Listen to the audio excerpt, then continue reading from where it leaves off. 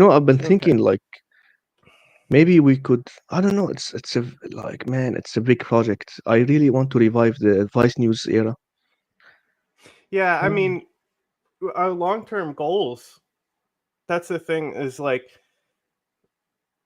we need enough subscribers that we can, because it's not free to apply for the tax exemption to get officially certified as a 501c3.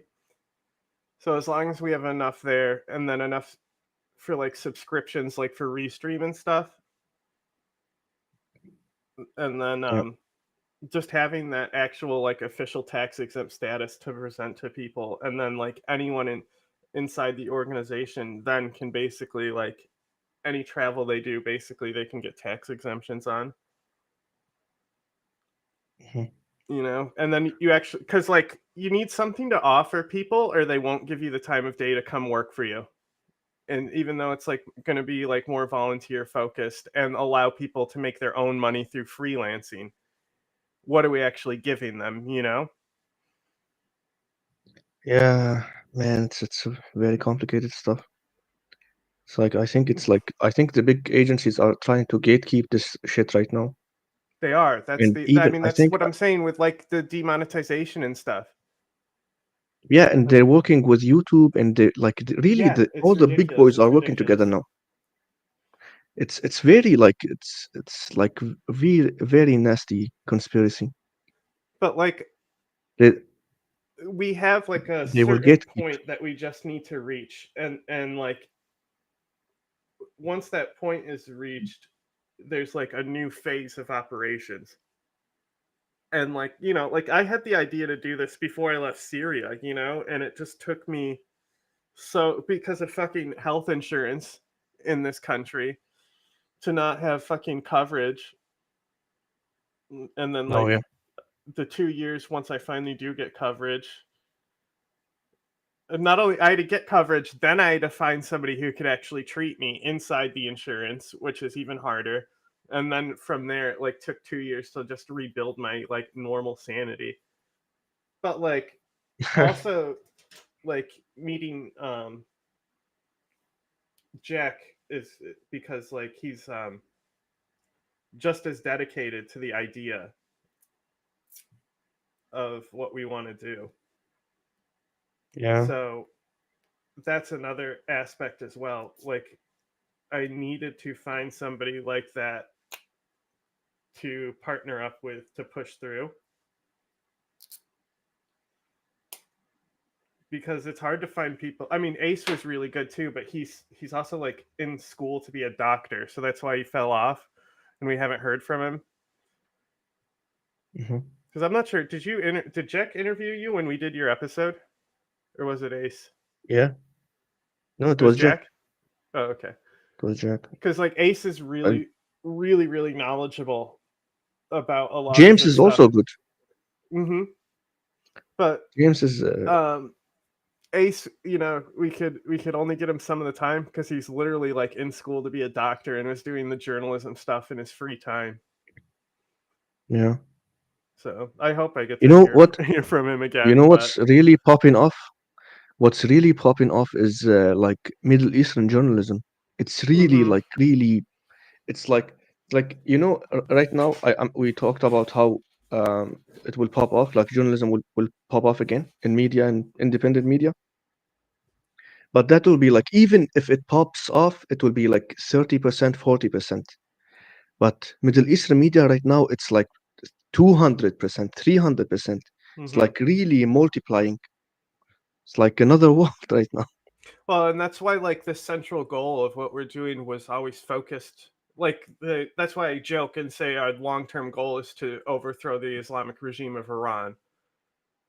Like it's a Oh yeah. joke, but it's also 100% like a legitimate, like it's Oh not my something God. that I expect us to be able to do.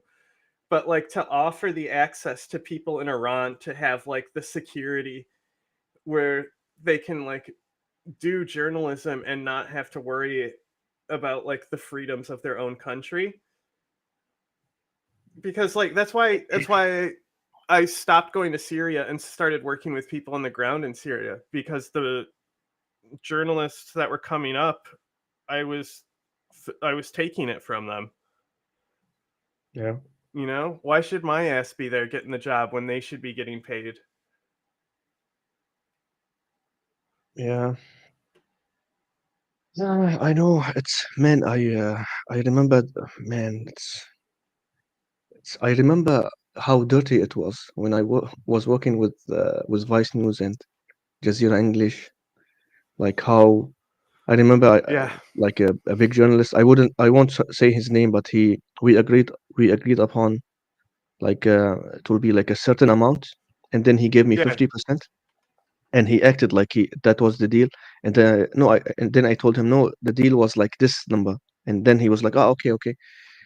And it's like very like really stories about one. I remember one time like the most memorable memory was I remember one guy was talking and crying on the camera and saying like his kids died and shit like that, like literally like the horror story, you know, like his kids died and he's now a refugee in a camp near the border, and like he's crying on camera, and then the cameraman goes, hey, Alan, is tell him to say that again. It's I didn't record, my bad. And I was like, dude, it's not a movie. It's not, you cannot say like cut, repeat, like cut.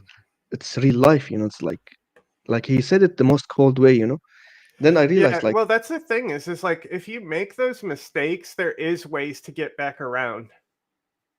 You know, you'll never yeah, capture that magic again, but you can like no, it's gone. do follow up questions, and then in post and editing, you can kind of string it together a little. Yeah, But like, yeah. And it's like a yeah, story. It has to be published, right? I'm not It a has to fan be. of any of those companies because I mean, like, even being on the ground dealing with those corporations who nickel and dimed like everyone, not you know, like making sure that we weren't under contract and filling out tax forms and shit. So that Yeah, way they can just pay you individually for like anything that like any work that you do. And like me, young at the time, I'm like, awesome, I'll get paid for the actual work I do. So if I hustle hard, I'll make more. Sure you will, Brad. Yeah, that will happen. You'll totally make more no, money if you put the work in. that will never happen. Especially like, you know what timeline affected really making money in that type of field? Remember when James Foley died? And who? James Foley? Foley, Yes, yeah, yeah, Foley. yeah. Like it really like it was like the apocalypse, like fixer apocalypse, apocalypse. Because like after that, after ISIS started making those propaganda videos, like 80% of journalists like left forever, you know. Well, that's when I came in because ISIS was doing that shit.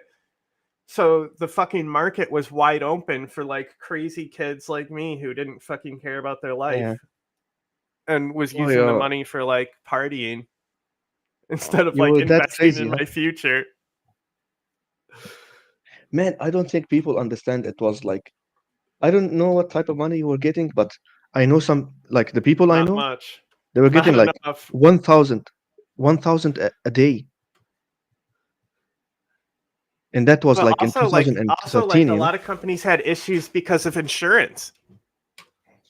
Yeah, yeah, Insurance companies that, started backing out after that ISIS shit. So then me not having the insurance with the company is like a loophole for them.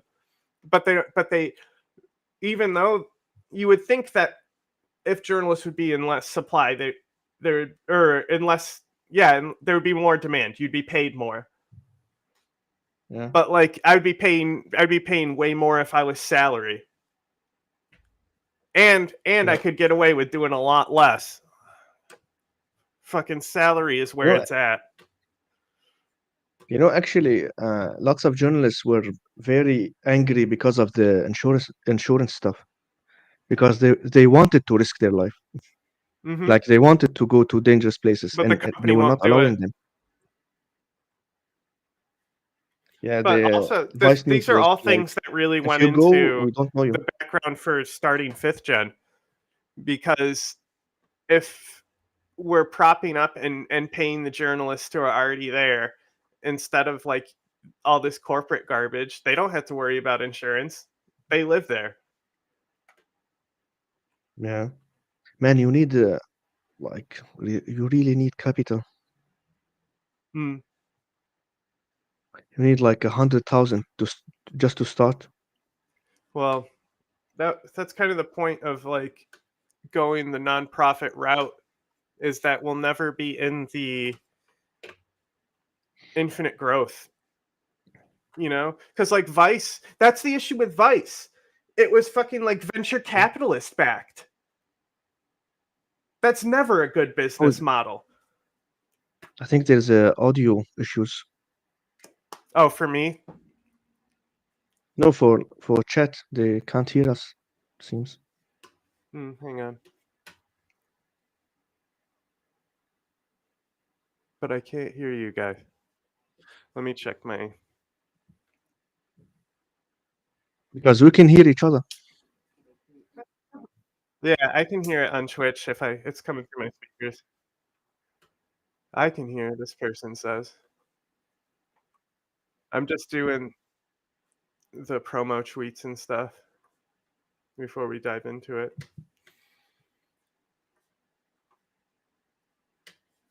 And I gotta ping our Discord.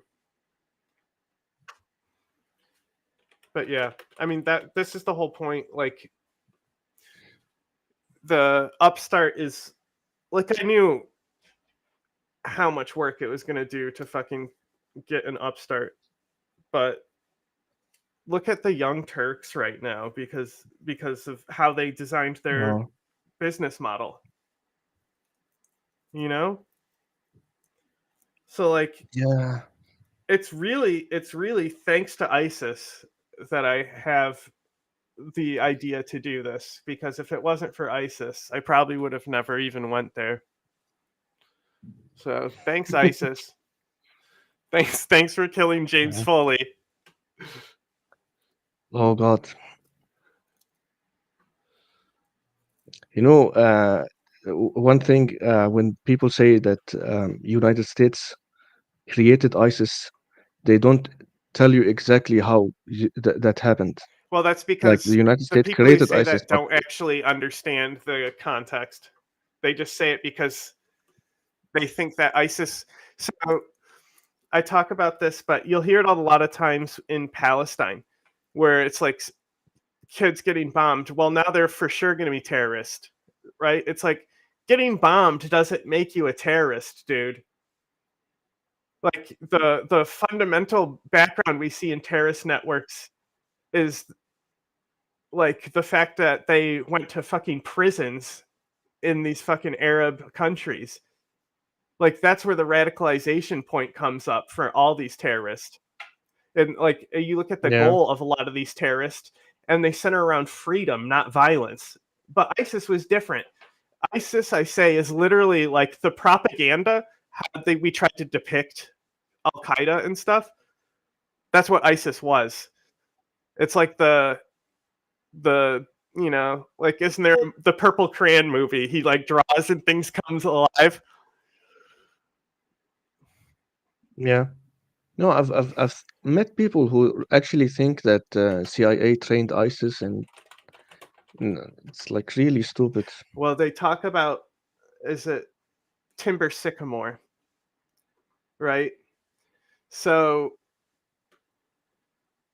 when the caliphate had just risen, the Timber Sycamore was the CIA.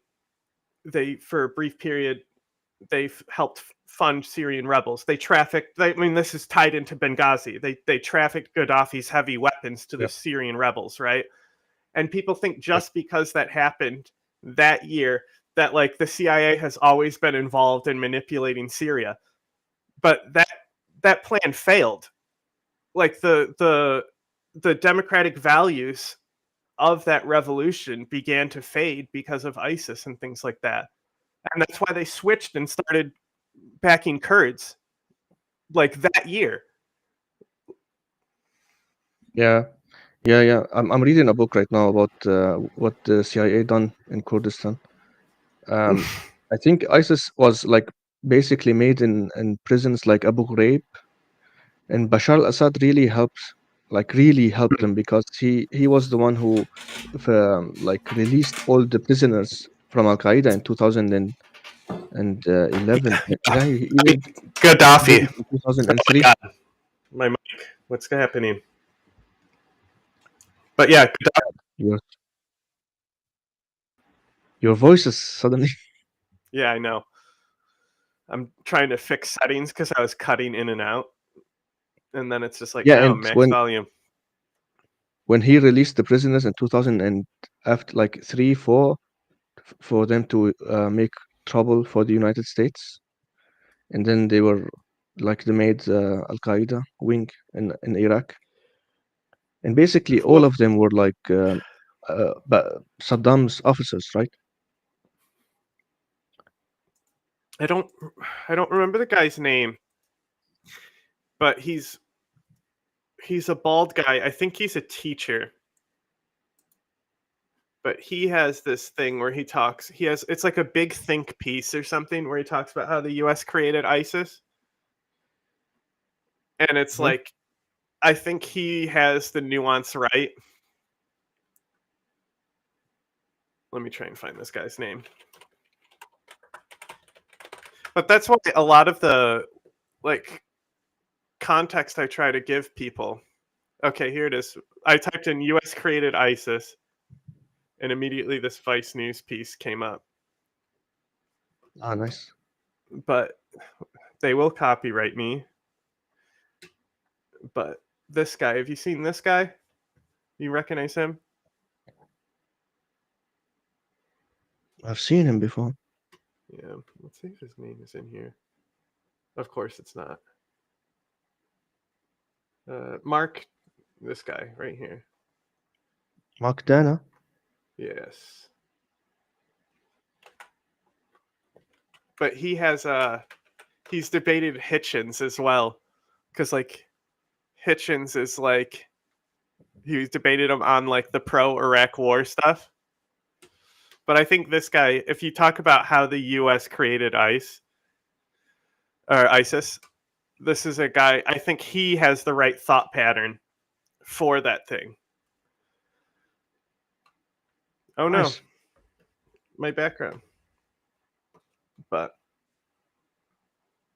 Man, one of the best people to really understand all of that bullshit. It's Robert Fisk. please don't make fun of me. I feel stupid. I had my volume turned down. It's always a them problem, you know. Sorry, I was reading chat. Go ahead. Yeah, I think Robert Fisk. Have you heard of Robert Fisk? I'm more of a face person. I'm not good with names. Let's see. He was the guy who interviewed Osama bin Laden. Yes. I was looking at him. I was like, where do I know this face? He has a He book was on man. He was. Syria. He's really good. Like I have his book right here. Like it's one of the books I'm reading right now. The Descent. It's this one. What one? This one. What's it called? Hang on. Like Yeah. the Great The Great War War for for Civilization. Civilization. Yeah, but it's like really chunky. It's like Mm-hmm. 1,300 pages. So, but Yeah. it's So like like I one have of the best books. I have a learning disability, so like writing and reading has always been difficult for me.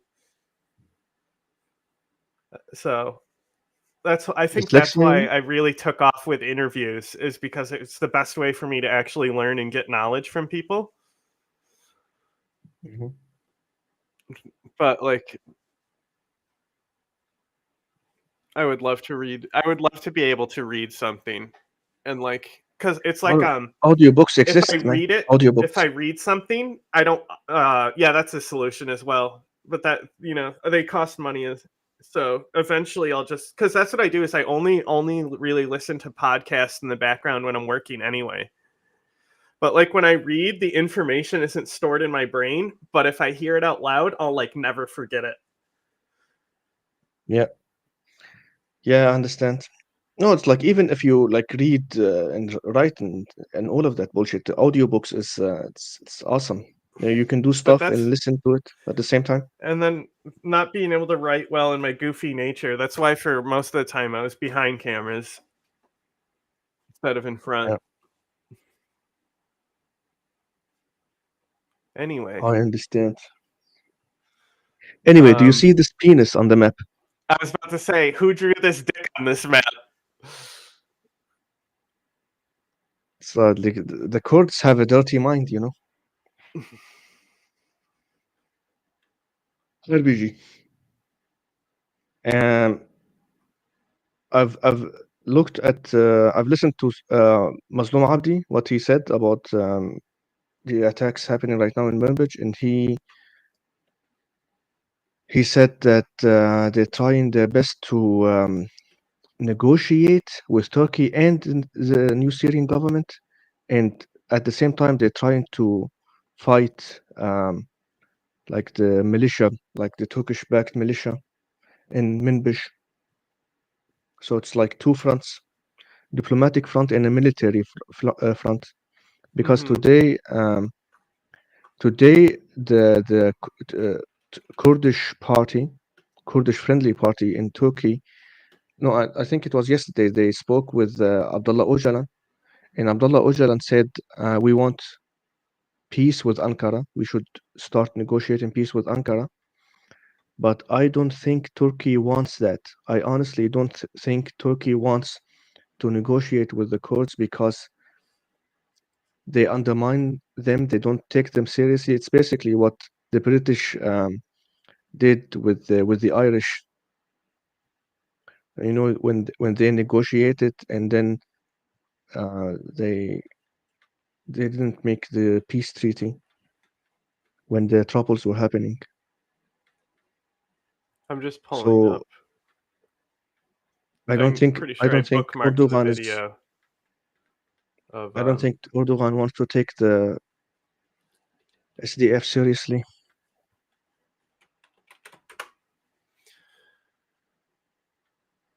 well, I mean, you also not to take Erdogan's side here. I say that jokingly, but political face, they spend all this time saying they're PKK. I mean, um, in comparison to like the Syrian factions taking over from Assad, the main propaganda narrative against them is that these guys are ISIS and Al Qaeda. Now the US is pro Al Qaeda and ISIS. So you spend all this time calling them the PKK, but when you're an authoritarian, I don't think it matters that much how much face you need to keep. Yeah, I also think that yeah, the PKK weren't very strategic about like their affiliation with the PYD and SDF. Like basically everybody knows that the real leadership is in Kandil, right? Yeah, the mountains of But Iraq like for people that don't know. yeah, and they still like pretend that Iraqi no, what are Kurdistan, you if we're going talking to be about? specific. We don't know the PKK. We don't know the PKK. It's basically what Jerry Adams did in Ireland. You know Jerry Hmm. Adams, and he's Yeah. like, "What are you talking about? I don't know anybody from the IRA." I mean, just don't ask what they do, you know? And it's like the courts, like the SDF, is ready to give like major concessions, like the borders. They want to merge with the new government militarily and politically, I and mean, the of new course. I government mean, we isn't. talked about this already with the war wariness. Yeah, But yeah, that's what this is about.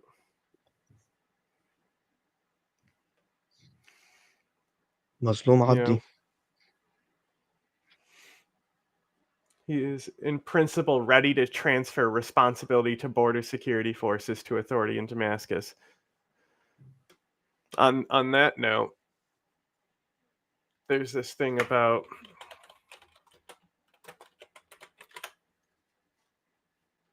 let me see if we can just type in Syria 4 years. This is the only thing that came up. Oh, I'm searching my bookmarks, that's why. No, Erdogan is specifically saying the Kurds. Like he even stopped saying the PKK. I don't think it will matter. I honestly don't think the only thing it will matter. It won't matter for Turkey. I don't mean Turkey here. I mean for Syria or like even for the Kurdish people themselves, because I think it's fair to say that 50% of Kurdish people don't like the PKK. But don't get me wrong.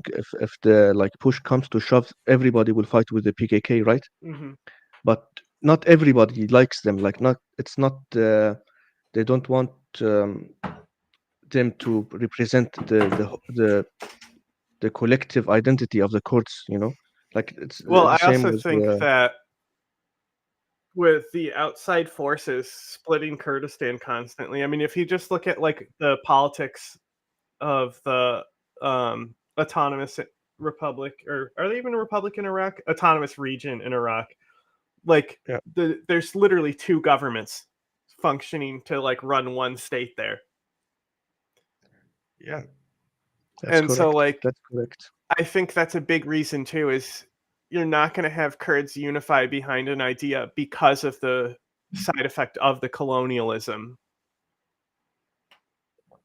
Yeah, Kurds are very divided. You know, it's like you in Kurdistan regional government. There are two parties. One in Suleimania, one of the biggest city, and the other one is in Erbil, like the capital of Kurdish regional government. And now we have a third party. Yeah, the Um, Orange Party. I it's forgot what they're and called. there's also Goran. Goran is the blue Mm, party also. Like they are. I think that's who There I'm is no talking about. The unity. orange guys. You know, there is no real unity. You know, it's funny. There was a Kurdish party called Unity, and it fractured three times. Like there's like Unity 1, Unity 2, Unity 3.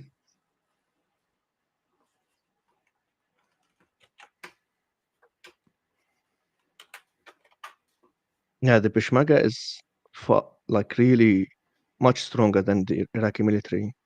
The Iraqi military isn't really a military. I remember when 60,000 Iraqi military surrendered their weapons against 200 ISIS fighters. 200. Do you remember that? Mm-hmm. Basically, if but also it's partly the fault of the president of Iraq. You know, ISIS was helped along because when the Americans pulled out, he purged the Sunni from government and sent tanks to their offices in like Mosul and shit, and like parked tanks outside government offices for these people. So then ISIS comes up saying they're this pro Sunni group before they like had these mass executions like at the dam where they're just shooting people and dumping them in the water. They killed like 200 people on video. That's like one of the first massacres they do. Like before that, people are like, "Oh, we're oppressed. These people are fighting for our rights," and that's why like people don't know this either. But the core faction that founded ISIS was a Kurdish faction. Like the Ansar al-Islam remnants that existed, and Ansar al-Shura in Mosul, like both of those groups are essential for ISIS foundation. And then people talk about um, when the um, genocide on the Yazidis happens. What's the mountains called? Shingal? Yes, yes, right. So like there's video of the Peshmerga on a bridge meeting with ISIS and shaking hands in a deal where they were going to stand down, right? But Yeah, like let those me ISIS tell you guys this are story. Kurds they're talking to. Like People don't realize that. in 2014, I think no, Hmm. I think in 2014, I went with Vice News. We were making documentary about. We weren't making a documentary because documentary takes time. We were just like really making a video about it because it was 1 week after the ISIS attack, and we interviewed some Peshmerga fighters. And one of the Peshmerga fighters told me like his direct orders. Like he told me this. It wasn't like in the interview. He didn't want to be videotaped. He told me like between us, you know. And he told me um, his orders was to really not contact ISIS. Like don't fight them. Don't engage with them. Try to avoid them. And if you attack ISIS, the Americans will attack you. And I thought about it like I should I believe him? Should, what is he saying? Like it's an insane thing to say, you know. And I don't know. I didn't entirely believe him, but like Peshmerga soldier said that. And what can you extract from that statement? I don't understand. It's he told me other things. He told me that we know that they get their supplies from this route and this route, and we're not allowed orders to attack these routes and cut them off. Because if we cut these routes off, the American military, like the airplanes, will bomb us. And it's I don't want to go into that territory where it's like this is insane conspiracy, but I'm not saying I'm not saying it's the truth what he said. I'm just saying that the Peshmerga soldier said that, and it doesn't mean anything to be honest, because if you consider all factors and variables, maybe it was wise for them to let ISIS form, then they can attack ISIS. You know, it's like instead of leaving these cells like spread around the country. You know, like there is the geopolitical strategy or plan to destroy ISIS, and we don't understand this plan. They cannot share this plan with anybody, of course. So these things always function in secret. But it's like you don't really understand what's happening because nobody's telling you what's happening. You can only analyze and wait for the outcome. Yeah, it took a lot for the Americans to get involved. Like it's Yeah, it took the like Yazidi 2 years or genocide something. is the reason why they ended up bombing. They bombed to support the PKK, but the PKK had already went in to fight ISIS there, and they opened up evacuation corridors. And this is like 2 days before the Americans even lent them support. Yeah, So if they weren't there, it yeah, would have yeah, been yeah, a lot worse. yeah. But after that, after the Shingal things happened, I think the Peshmerga got the green light. Remember, to Hmm. fight. They started fighting. Like once they got the green light, they started fighting with the UN, I think. Oh, it's like Actually, ISIS one of became a pariah of the entire world. So, yeah, man. Actually, one of the UN strikes saved my life. I was in Raqqa, and man, it's a long story. It's really one of the shittiest experience of my life. I was working with with journalists, and what I did was I had a USB card, and I hid information inside of this USB card, and I put the USB card in one of my pants, and I put this pants in like in my bag, my big bag of clothes. Like I thought I was being sneaky, you know.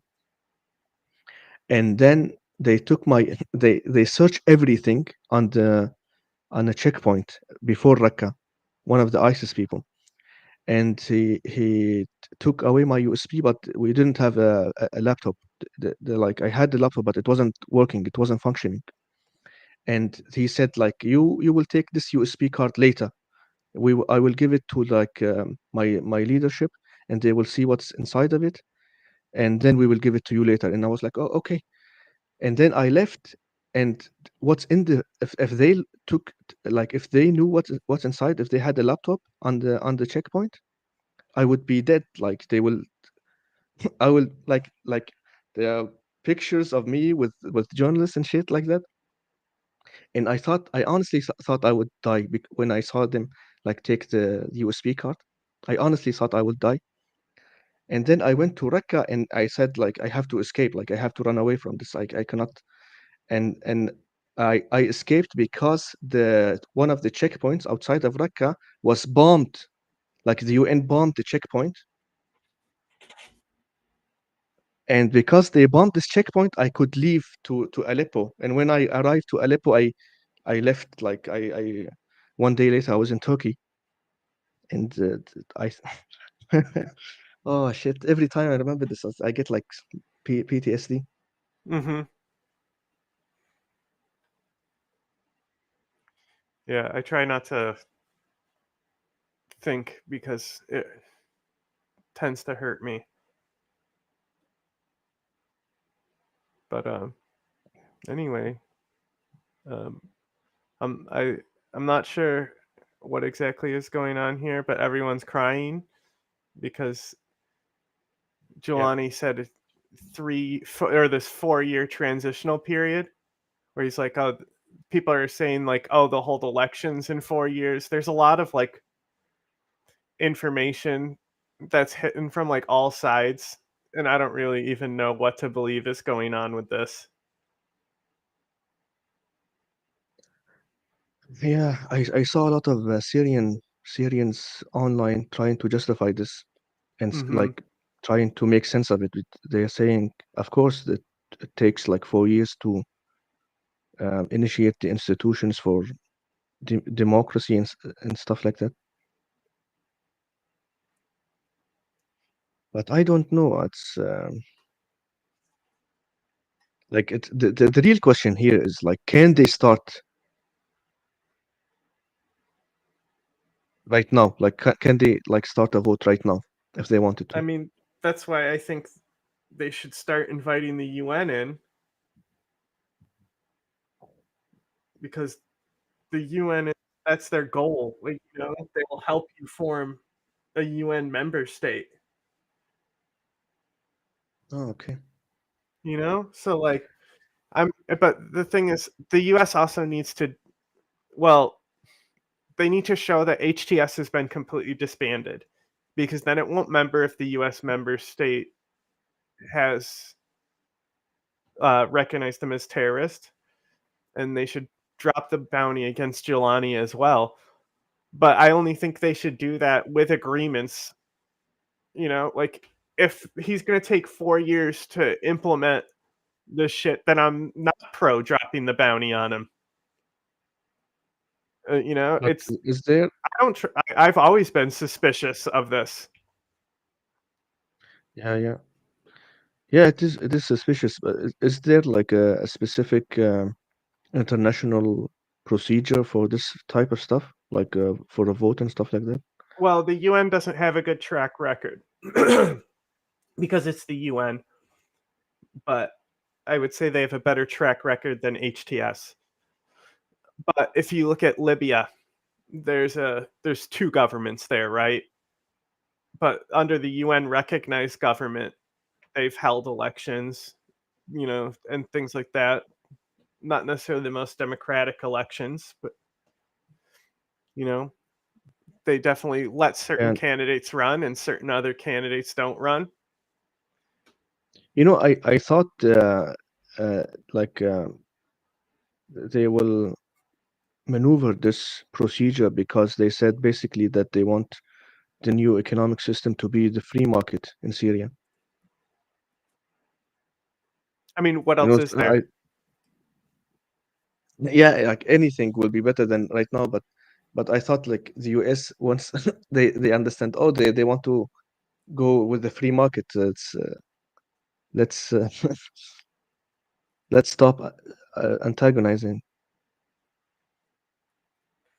Well, there's also this whole thing with Israel bombing them. Yeah, but that's over, right?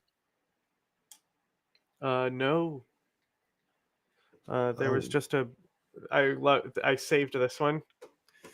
Hang on. oh This my tweet is God. very funny. I'm gonna put some misinformation on the screen because it's funny. You know, I think you might have said this, like if it's called suppressed news or real news, you know, that's how you know that it's bullshit news.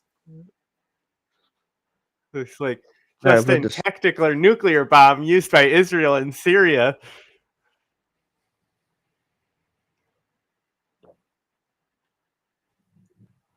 See, look at this. Test a small nuclear bomb. Yeah, buddy. But you know, this is like, you know, ammo depots blow up and they have these big explosions. Yeah, I saw another thing saying that there's like radiation levels. I knew it was bullshit. Yeah, so I actually have a. You can't you can't detonate nuclear bombs. You can't do that. Mm-hmm. So if Like you go here, even if they're small ones. this one has the actual fact check. If you go to the website of the EU's radiation monitor, you can see that radiation levels in Cyprus have been consistently low this past month. Mhm. So, Ah, but this is very funny to me because it's, you know, we've seen explosions this size. It's normally ammo depots, stuff like that. yeah, yeah. It was an impressive explosion. I think it was similar to a three, like a like a Richter 3 on the. Yeah, you can. They can be so, especially with the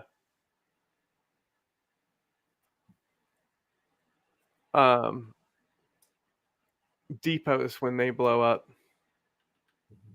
They get Yeah. real rumbly. Remember remember that explosion in Lebanon for that Yeah, depot yeah. also? No, I actually really wanted to go to Lebanon after that.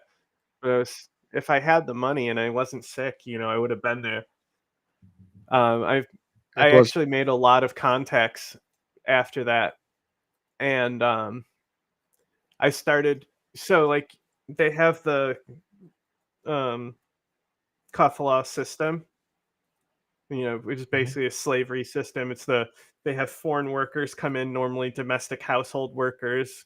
The employers control all the documents and stuff.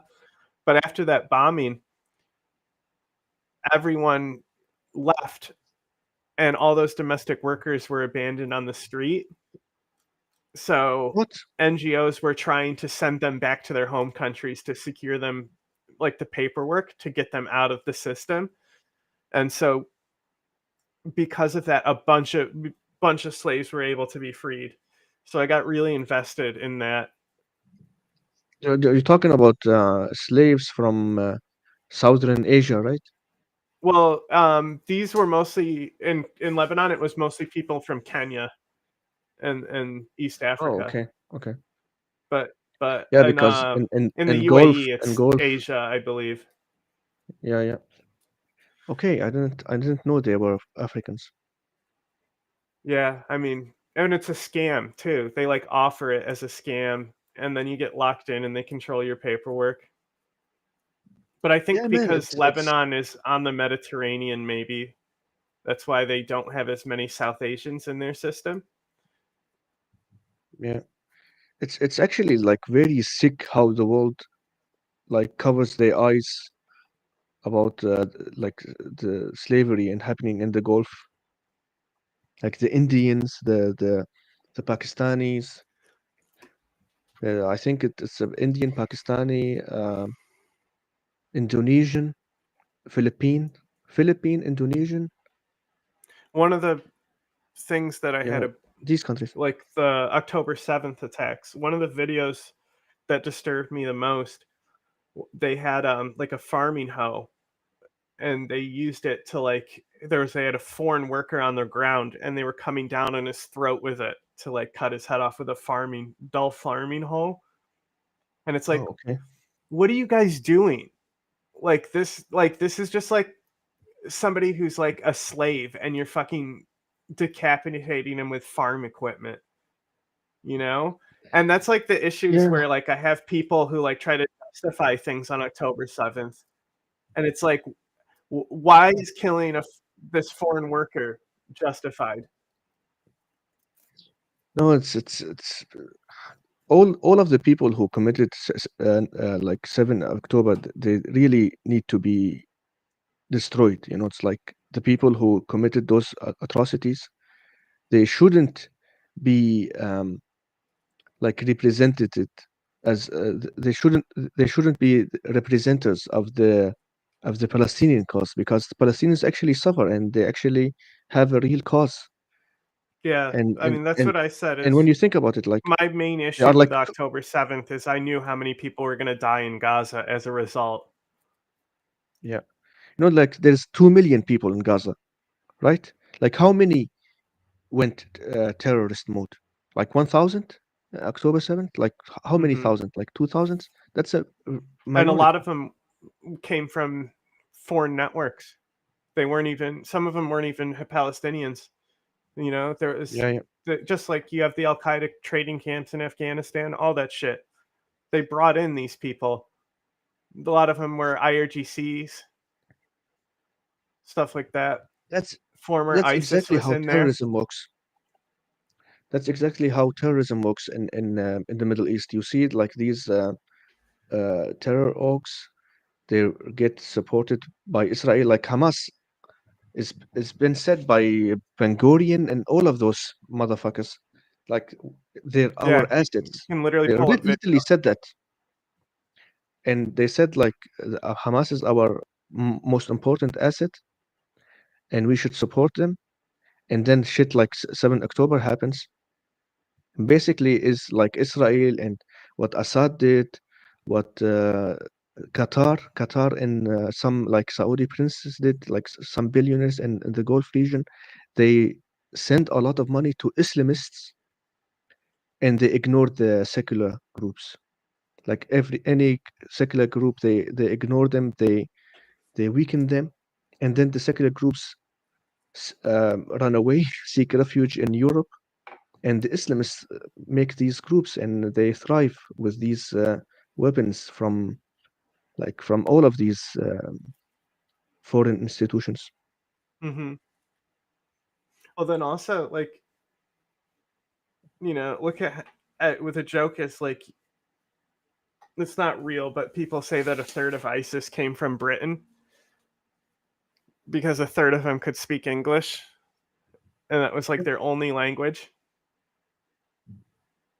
Like the guys Yeah, who killed James Foley. You think they knew any language but English? They didn't.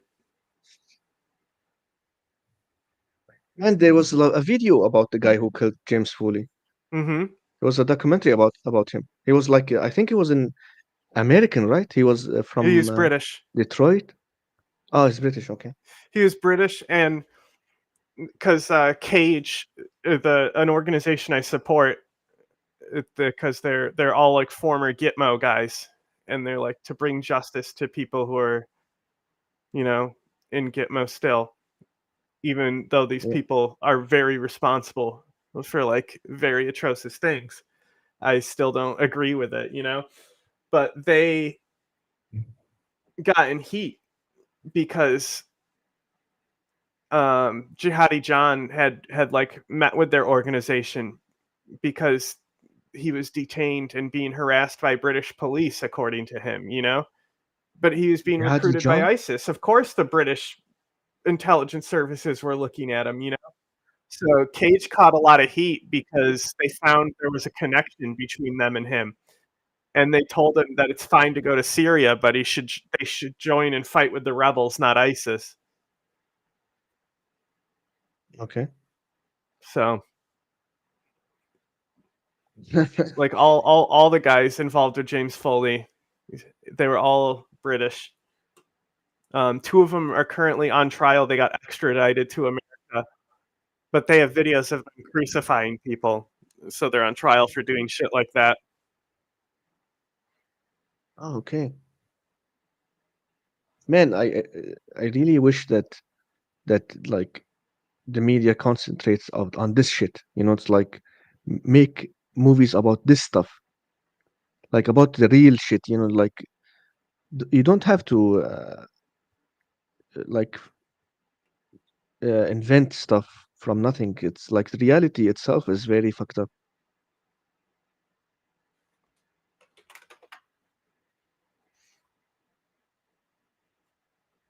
Okay. Anyway, back to the because we had you had stated before that you think just they should just move out of Manbij because it's not really a Kurdish region, and obviously they drew a dick on the map to take it back.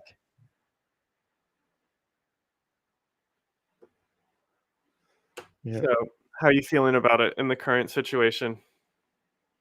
Have you guys seen the movie Men Behind the Sun? I have.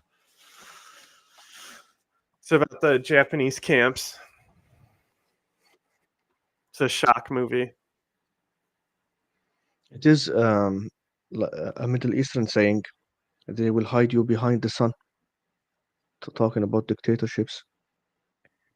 What I think about the Minbij stuff, I think it's if you look at it from 2 points. One point is positive if their goal is to release the hostages the militia took. They took Kurdish women hostages. Mhm. And if like this is the point number one, if those hostages are rescued, then it's a positive. But if your aim is to recapture Minbij, then it's not a good goal. Like it's I know they want to treat it like a buffer zone, but it's like the same principle of Israel making a buffer zone for the buffer zone. Doesn't make any sense. It's not. There are no. There are no Kurdish people in Minbij. It's an Arabic area. What do we want in that region? We don't want anything. But it's like this is the YPG leadership. So it's believe me, if the people, if Kurdish people had any say in that operation, nobody will go to Minbij. I think it's I stand with the rest of the Kurdish people. Nobody wants to go to Manbij, and if they want to create a buffer zone, then I don't know. I I really have to talk to some of the leadership, if to try to understand what are their plans and what are their strategic goals in the area. But I don't see any strategic goals in the area outside of making enemies in Syria and in Turkey also, and making excuses for them to attack us.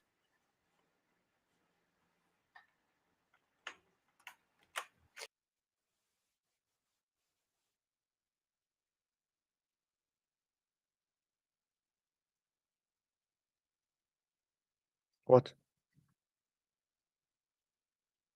Uh, I accidentally copied the link on the page for the stream and went to the Twitter page that I was trying to navigate to on the screen share. Yeah, it happens.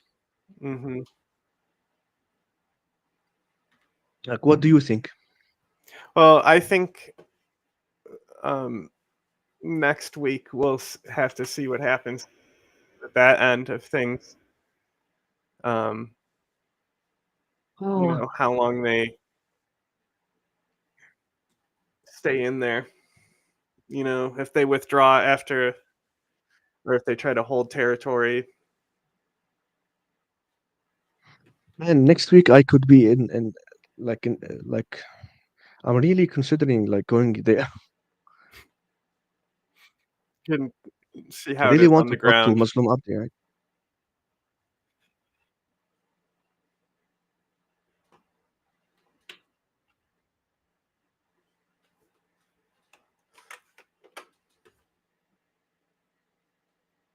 So there's a lot of stuff that I've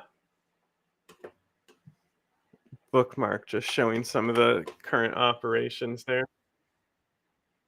Oh my God, man, it fucking boils my blood. Like what I told you before the stream, that my father and my family are in Rojava right now, and it's like really making me nervous.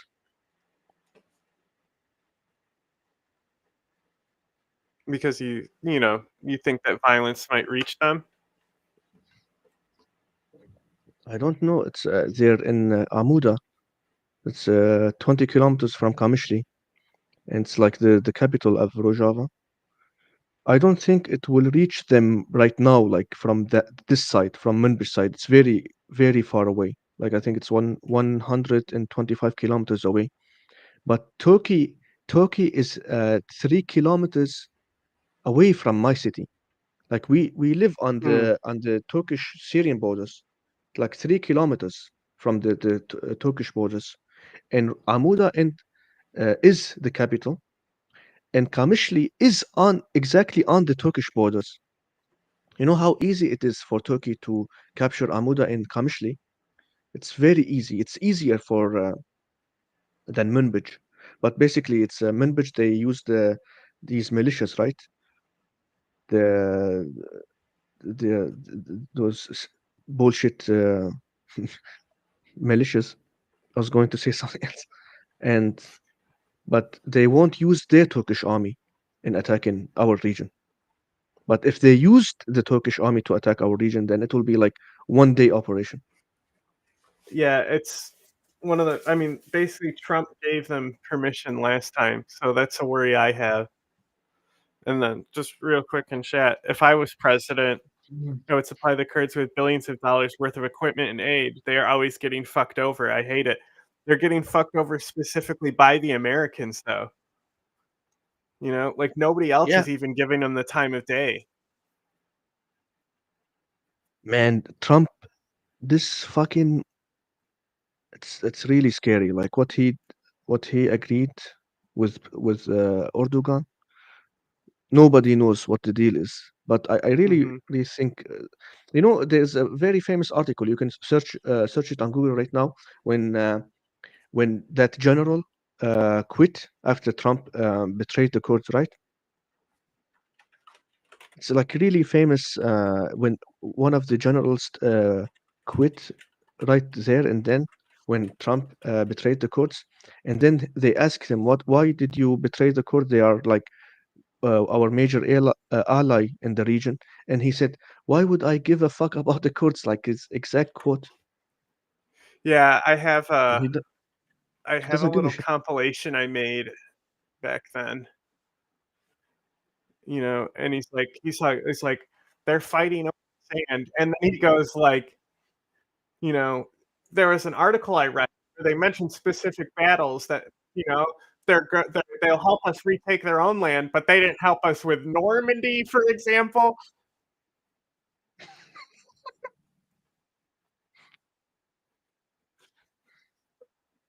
And like Are you John kidding right now? Oliver has a he's like covering that, and he goes, "Yeah, there are also no Kurds helping us go to the moon." Oh, I missed that. That's a very good John Oliver episode. His Kurd coverage is pretty good. It's right after the betrayal. Okay. But Trump said some of the Okay. worst things of his whole admin. That I mean, I went to Syria to get away from the Trump shit because I couldn't fucking stand working in the industry here because it was the same shit every day. And like I wrote a piece on Yemen and about how all the policies Trump were doing started over under Obama, and the editor told me, "You need to take all this Obama shit out there and make it about Trump."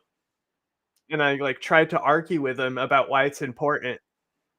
and he literally says to me, "Nobody gives a fuck about dead Muslims," because he's saying, like, it needs to be Oh, about Trump. Nobody gives a fuck about dead Muslims. And that was the last day I worked there. wow. And then basically after that, Yeah, it was that's Syria time. I just couldn't do it. I couldn't fucking take the industry. And then it Syria wasn't a solution for it either no, man. You saw yesterday's scandal on Twitter. I think it was yesterday or maybe with two the days ago. visas. No, with the BBC and CIA. No, I did not. It's like this is basic. I'm pretty sure it's basically every person who works as an editor or journalist for the mainstream media is like they get like their background checked by the CIA, I think. Hmm. That's the thing with the BBC.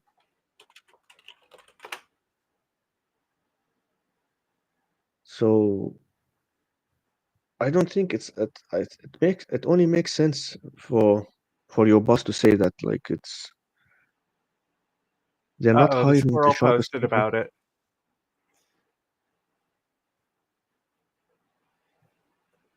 Yeah, that's the thing. Yeah,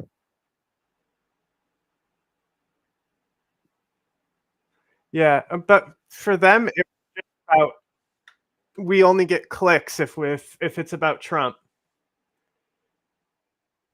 There was no news to be oh, made, and this is, okay. because like this is in like response to um Saudi Arabia used the American bomb and it was dropped on a bus full of school children coming home from school because they go to school for periods, right? Like, so it Yeah, was a month that they spent at school. They were then coming home, had backpacks on and everything, and a bomb was dropped on a bus killing 40 school children in Yemen by Saudi Arabia in a busy market in a civilian district, right? So, like, the yeah, media launched an all-out attack on how it's Trump's fault.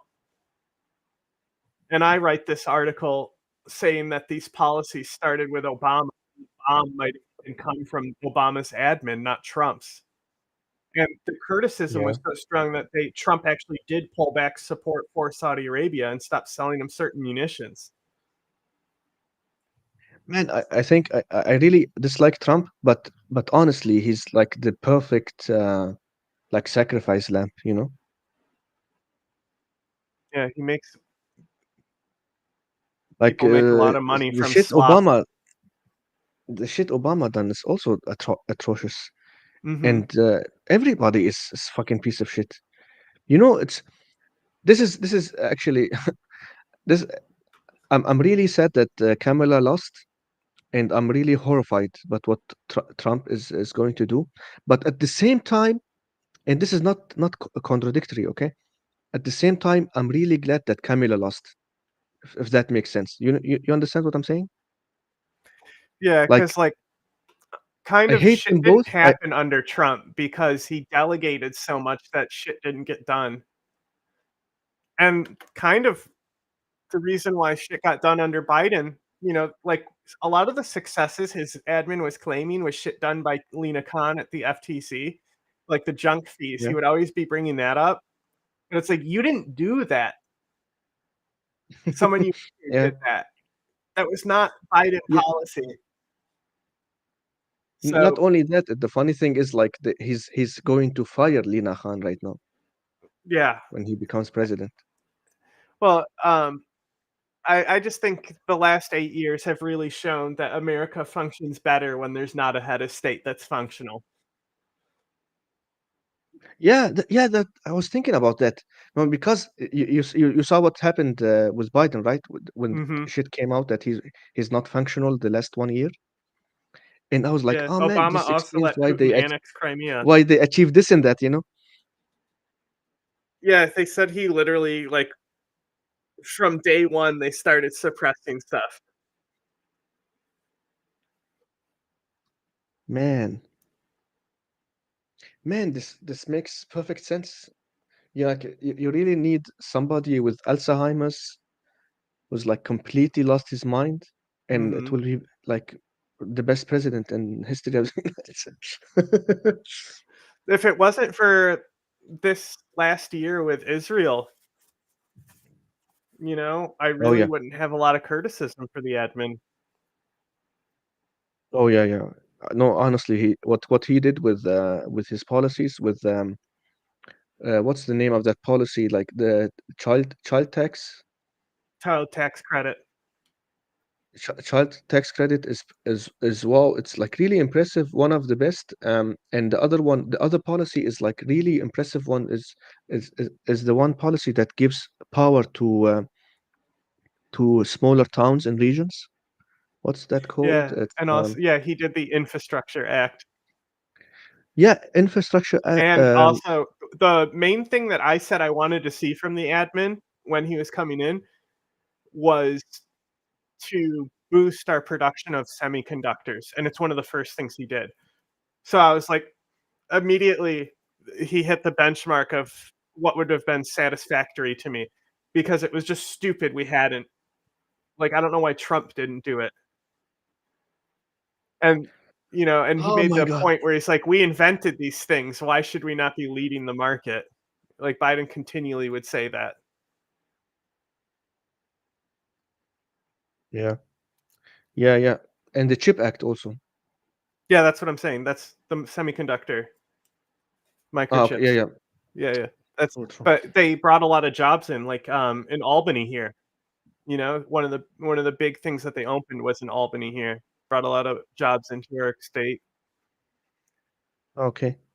I think somebody said that this will be a 10 trillion project over the next 10 years or something like that. Trump didn't get stuff passed, but because of Congress, yeah. But Trump's biggest flaw is that he delegated everything because he doesn't want to do actual work. That's the problem with the CCP as well. The Chinese state would be so functional if they stopped delegating as much as they do. Yeah, yeah. So, and we just, we had already talked about this earlier about some of the uh, bodies Actually, that have been if you think uncovered. about it, Go Biden ahead. has like the Biden presidency have revealed that the president is much stronger than people used to think, because people used to think that Congress and Parliament and they really block everything and they stop the president from doing anything he wants. And then Biden make all of these policies happen.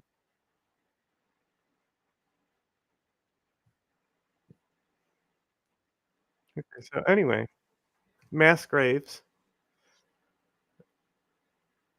You had brought it up earlier before stream Yeah, yeah, because I asked you about the press, and you're like, just like, talking about how many graves have been found and why it doesn't matter that there's cobwebs on the industrial press. yeah, yeah. It's irrelevant. It's like really doesn't matter. Very trivial.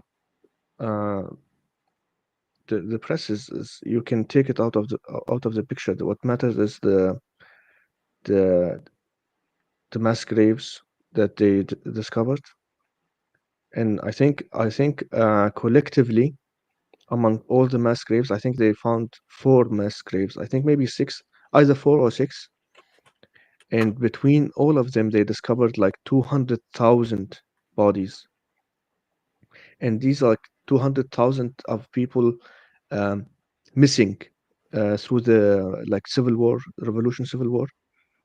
And this is like extra, like this is not including the number of casualties, which is basically, I think 600,000 or something like that.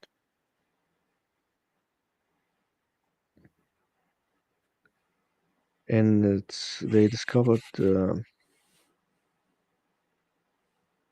they're really discovering all of these smaller ones also. Mm-hmm. Like, There are many of them. Like the major ones are like four big ones, like really huge ones, and then you get like tens or hundreds of Yeah. like So the here's an the example of one of the small ones. Let's see. The remains of 20 individuals were recovered. yeah.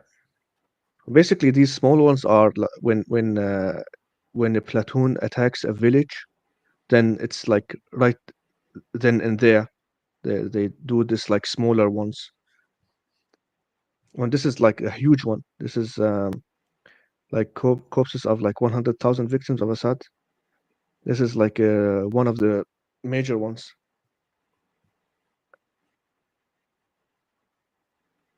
You know, we showed some of these last show, but obviously there's been a lot more. Yeah, it's if you want like the stories of the massacres that made all of these, like you can Google Hola. Hola, as I think it was like a massacre, like they killed like 300 kids in that massacre, like 300 children. You know what? I want to ask you something. I've seen a lot of discussion on YouTube about the chemical attack, and I've actually seen some people saying that it's been debunked that the chemical attack happened, and I'm very baffled because it wasn't debunked. You're It talking was about in actually Syria, proven. Be Hmm? the chemical attacks in Syria. Yeah, yeah, in Syria, of Yeah. course. Yeah. So the whole thing is they focus on It was proven why am I 100%. blanking on the I, name of the town that they always focus on? We talk about it all the time. We at least bring it up once a week on stream. Huta? What No, town? no, no. Damascus? It was, oh, What town are you talking about? it was a chlorine attack, but they dropped it on the roof of the apartment building. Mm. Why am I blanking on this Like name? I remember being in Syria when that attack happened, and Duma, friends thank of you. ours, like, Yeah, so the Duma report, Assad took over the area of Duma, and that's the one where you see Aaron Mate, they put the bags on their head making fun of people. There's the video of the victims dead in the apartment, and they're like, "Why don't they just open a window?"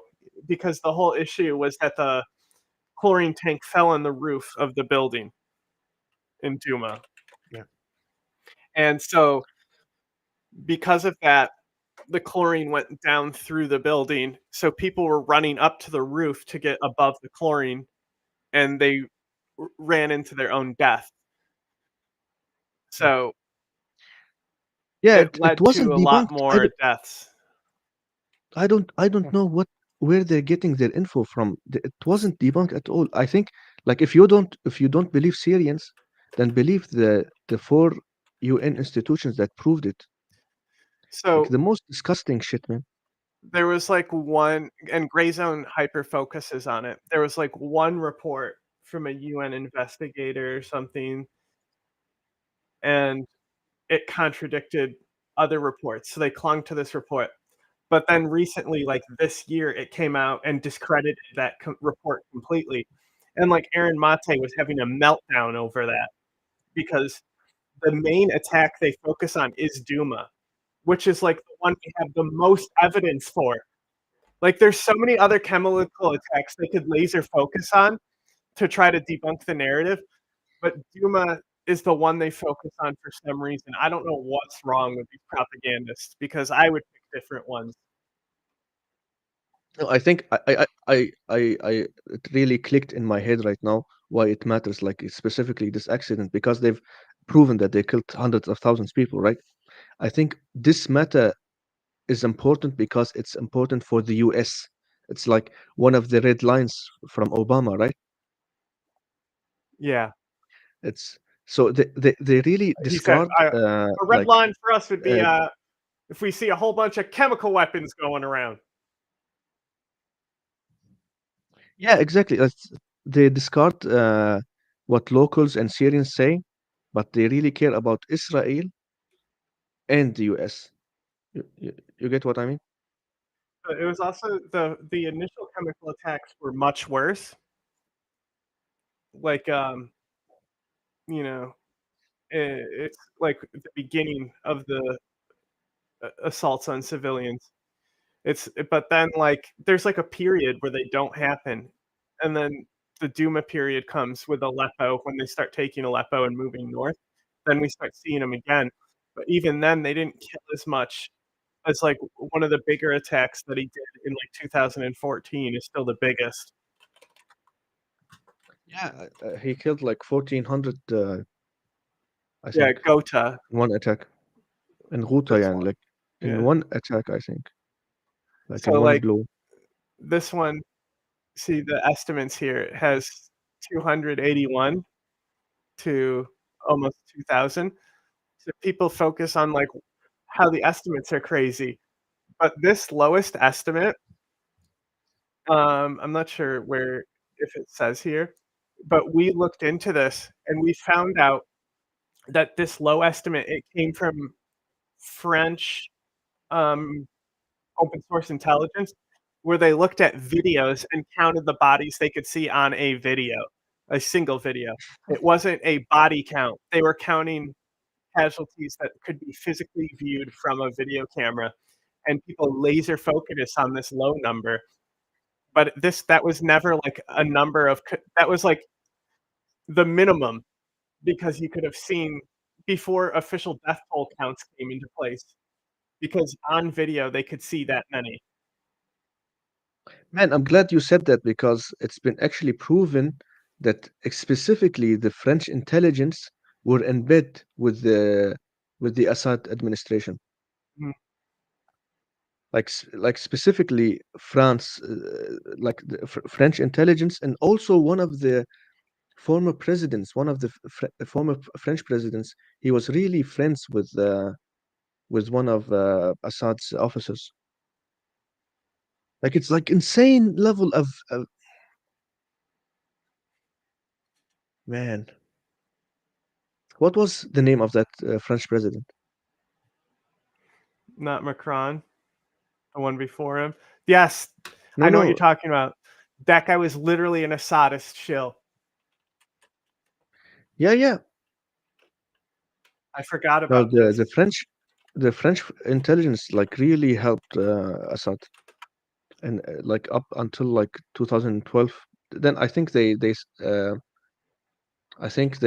gave up on him in 2000 and like late 2012 or something like that. Yeah, Sarkozy, I think, right? Is it this guy? Might not be. No, I think Sarkozy is the guy. Yeah. Maybe. I just typed in French presidents and looked. This one.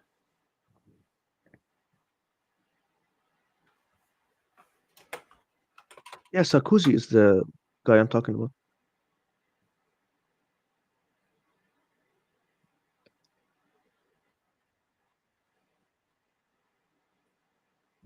Yeah, he's urging people to fight ISIS.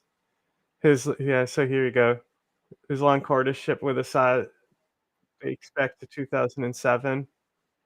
But I want to say this guy was also like a Russian shill, and like the rest of like the EU hated him because he also like validated things for Putin. But that might also be the other guy. Was he right wing or There's right wing in w- w- France. I thought it was libs and worse libs. I don't remember. I don't remember Found which. guilty of bribes. Well, great president. Man, I even read something that I read something that like Assad helped him become president, like in the first place when he was nominating himself, like he connected him with some people. Like Says they're center right in French politics. holy shit, man.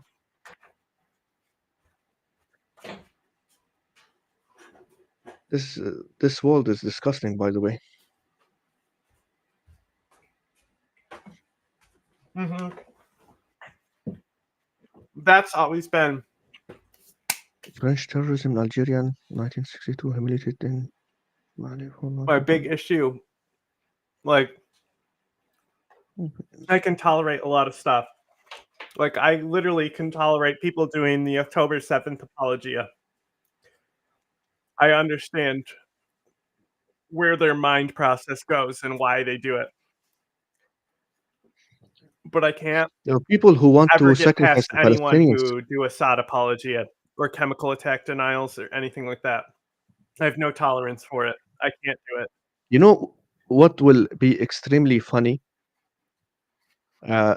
Before the stream started, I told you that there've been official talks of some Russian like administration. I think it's one of Putin's advisors for relationship between him and Syria.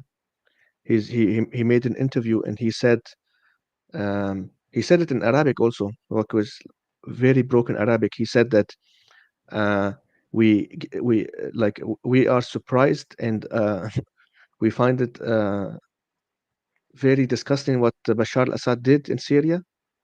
And it's like, motherfucker, did you find out what he did yesterday? Eh, eh, like he suddenly found out everything that Assad did. And then they ask him about Ukraine, and he's like basically the same bullshit. Like they want to take over Ukraine, stuff like that. They want peace in the region and stuff like that. And Well, it's I like found it Kelsey. extremely She interesting asked the because kids on the border who were bombed by Assad if ISIS did it. Like, ISIS yeah, didn't have planes, Kelsey. Why are you asking these kids that? yeah, Like, maybe these politicians are just that stupid. Why else would they be man, politicians? Smart people don't become politicians. greedy people become politicians. But wouldn't it be interesting? Uh, don't you want to see how Assadist and tankies fight? Like imagine this. Imagine like, can you imagine Putin like giving Assad to the rebels right now? Like it can like imagine it in your head, like the Assadist and the tank is fighting. Like, do you like what position will people take? Like how like what's the relationship will become like between, for example, like Syrian Goal and Hinkel, for example. That's what I was gonna say, Tinkle. I mean, we're still waiting to see. But one of the first things we talked about was that it was likely that Russia made a deal with the rebels to withdraw their forces. So if there's already been deals, we don't really know. It seems like it, but Yeah, if that gets confirmed, then we 100%. could probably see something like that happen. Yeah, I 100% there's a deal between Turkey and Russia, 100%. And I honestly think that the people who were left out of that deal were the Israelis. It makes perfect sense because why didn't they start bombing the infrastructure much earlier? Hmm. I could be wrong. I don't know. It's like why would they inform Israel, Turkey, and Russia? I don't think they have a good relationship, Well, but you Turkey can never tell. I honestly don't know. Turkey had a great relationship before, but recently Erdogan has been pulling back because of Gaza. Yeah, there's like very strange stuff happening right now between Turkey and Israel. And some analysts say that Turkey and Israel have to make peace, like because I've said this before. Israel really needs Turkey to exist in the future. They cannot. I don't think Israel can exist without the help of Turkey in the like not right now, but like I think it's Well, in I mean, years you from also now. said before about how Israel benefited from Assad being in power. Like they had the most to Yeah, lose. yeah, of course. Like really, Israel had a known variable. They Hmm. knew Assad. They understood Assad, but they don't know what the rebels' agendas in politics will be. Actually, I've written in I'm writing an article right now.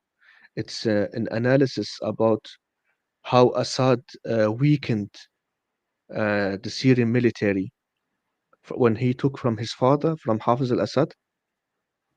He had a weak country, don't get me wrong, but he really weakened the military. He destroyed everything. So basically, it was the best possible outcome for Israel because there was zero competition, zero rivalry. Even the assassination stopped because Hafez al-Assad used to kidnap Israeli soldiers like every couple of years, but Bashar al-Assad didn't do that. Yeah, I was just learning. I mentioned this before, not with serious dreams, but I was just learning about how Assad's father wasn't a fan of Hezbollah and saw like Lebanon as their colony, and how Assad came in and how that relationship ended up changing. Yeah, And it was just I don't remember all the exact details, but it was very interesting because they're talking about how they had intelligence in Lebanon and how Assad started subverting his own intelligence because the officers there still had the old mindset that saw Lebanon as a colony instead of like an ally. yeah, yeah. That's 100% correct. So That that's they very still interesting viewed. stuff. Yeah, yeah. I can tell you stories about. Rafiq al-Hariri. How Rafiq al-Hariri died, right? He was assassinated.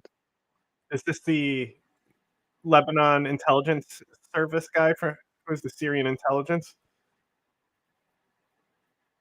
Well, Rafiq al-Hariri was the Lebanese president. Okay. He No, he I'm not he familiar. was man. This is like one of the most interesting shit ever. It's Rafiq al-Hariri. He's the father of Saad al-Hariri. He's one of the billionaires who basically rebuilt Lebanon since the 80s. Remember the war between Lebanon and between Lebanon and Israel? Basically, major Israel basically destroyed many regions in Lebanon, and Rafiq al-Hariri is the billionaire who like is really like a good billionaire who rebuilt Lebanon, and he had really strong control over Lebanon. And Bashar al-Assad didn't like that, so he assassinated. Yeah. I try to be Lebanon has I say it's one of the harder countries to understand, and I try to stay as well read on it, but I didn't hear about this yet, so So one of I've the interesting thing is like they discovered like uh, like a notebook in Bashar al-Assad castle house after he left to Russia.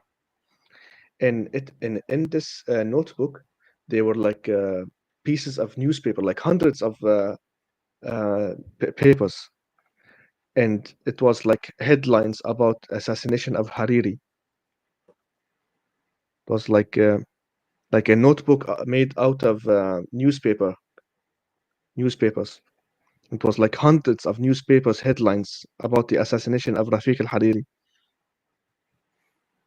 my Google Chrome is locking up, but at least I can still hear myself. I just can't I don't know if my camera's updating even. Uh, Basically, we've covered everything, right? Yeah, I'm just trying to get to the point because I was gonna start the wrap up, but I'm just trying to get to the point where I can, use my computer again here because Google Chrome is just locked up. I was clicking too many Oh, things. Oh, I'm okay, just got I'm it. just Now, blabbering now right we're now. here. Okay, now I can actually press the end button when I want to. So yeah, so for Okay. wrap ups, I guess what do we think is gonna be taking place to watch out for before the next stream happens?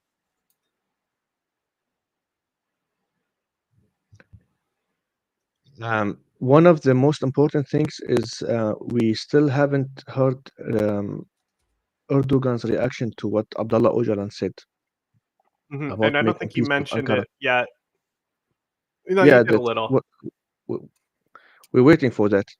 We're Mhm, waiting for that because that only happened yesterday, and this is like one of the most important thing. Basically, it's the leader of PKK, Abdullah Öcalan, is initiating peace talks from his prison in Turkey with Erdogan, and basically this could determine not only not only what will happen in Syria between SDF and Turkey and Syrians. This will determine the whole peace process in Turkey as well. It's basically it's the IRA when IRA tried to negotiate with the British, mhm. and it'll probably be like ignored and rejected. But if that request is accepted, then it's a game changer. Like it's like one of the major game changers in the region. Uh, just a pointless side tangent. It's the old IRA from the mainland Ireland, not Northern Ireland. But right now, if you're at least in America, Michael Collins is free on YouTube with ads. It's a great movie about the Irish Revolution with Liam Neeson as the lead. So if you're looking for things to watch on YouTube, see if that's available in your country. But anyway, Oh yeah, also, of it's course, actually go ahead. if you follow that shit, you will understand many stuff that's happening right now. You will understand Hamas in Israel better, like much better. You will Mhm. understand The Northern Ireland PKK in IRA Turkey better. specifically. Yeah, because it was the textbook for everything that's happening right now. Mhm. But even like South Africa, like with Nelson Mandela, Yeah, true. because the British treated them just like they treated the IRA, and everyone followed suit and also labeled Mandela as a terrorist. So, and then obviously the other thing was we'll see what happens to this dictator on the map Man, by did next actually week. does Russia have Chechen soldiers fighting against Ukraine right now? I mean, we have seen plenty of them. That's fucking hilarious. Yeah, you couldn't expect There's anything Chechens from on both Kadyrov. sides. Kadyrov is like Putin's man, I think. Hmm. He's very loyal. That's because he's stupid and fat. Yeah, I don't think he's. I think he's like the only his only ticket for to power is Putin. Hmm. He wouldn't get any other chance.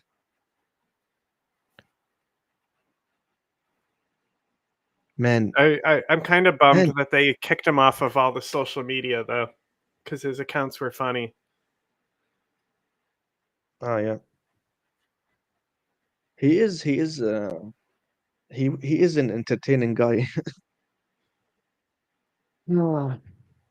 He's very Okay. into like macho stuff. You know, it's like he's Yes. basically the he's he's like what man? I forgot that guy's name. The bald guy who like in Romania right now. Chat.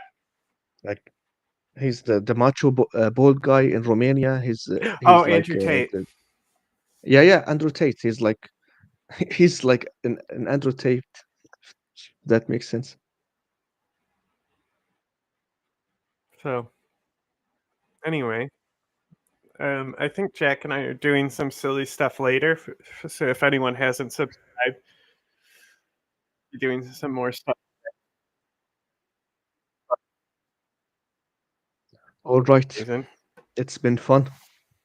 Next week I will have a full analysis on what's Turkey doing right now, because right now I'm very clueless what's happening. But I've have many reports in one book. It's an analysis for like the entirety of uh, like political system, how Putin thinks, and all of that shit. So I really want to understand what's Turkey going to do in the future. Okay. So I'm gonna end the stream now. Thanks for tuning in, everyone. Good